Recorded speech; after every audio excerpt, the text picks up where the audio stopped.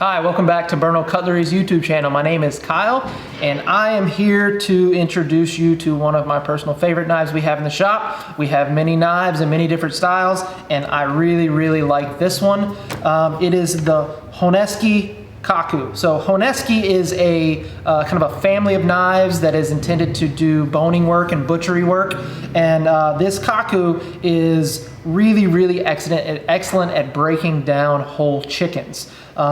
Works for smaller turkeys, works for quail, works for rabbit, small land animals with a lot of joints, a lot of cartilage, stuff that you want to break down into smaller pieces.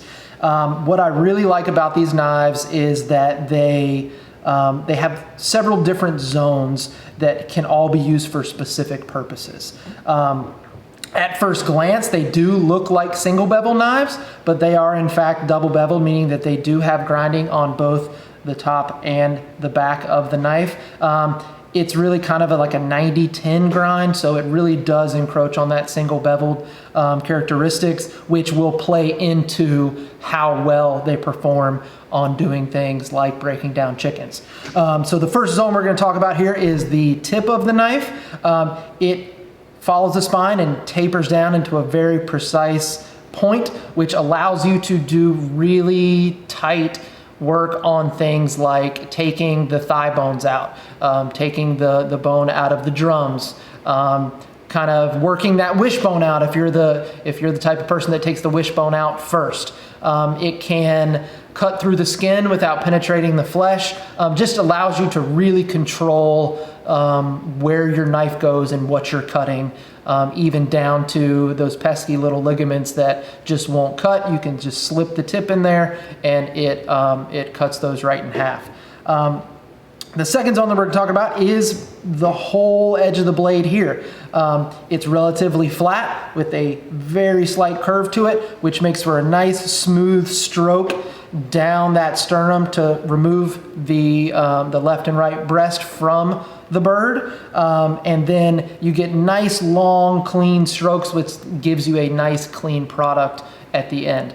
The third zone is the chin or the heel of the knife. They're typically left a little thicker than the rest of the blade, which allows you to put more leverage into it. So you can do things like really tough jobs like removing the backbone out of the chicken. Once you find that joint between the thigh and the leg, you just put the chin in there and push real hard and it slides through, no problem. And the fourth zone, and one that a lot of people don't typically think about, is using the spine of the blade.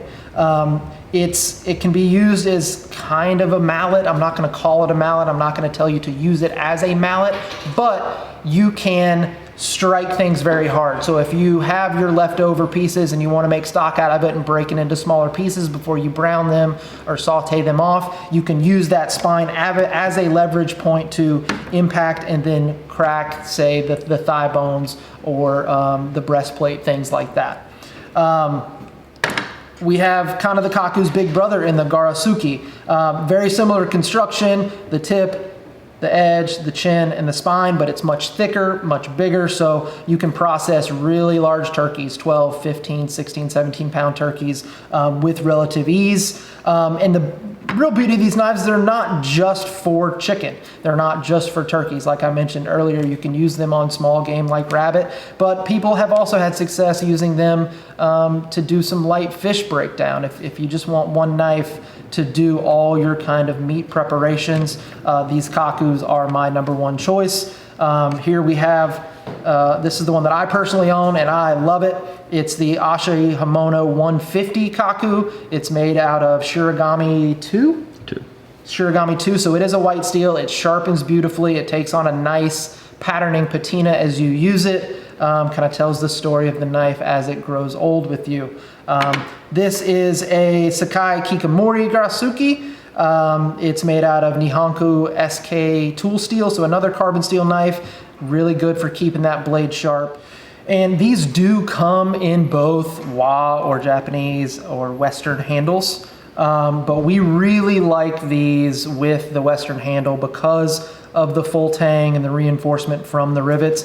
It allows for just a more robust feel to the knife, and it allows you to give more leverage as you're pushing through things like backbones and joints, where the Japanese style handle, it doesn't quite have as much mass in the handle. Not that they're going to break, but it does lend to the feeling that it might happen, which when you're using a sharp knife on a slippery bird, we'll say, you want to have that confidence that your knife is going to do what you want it to do.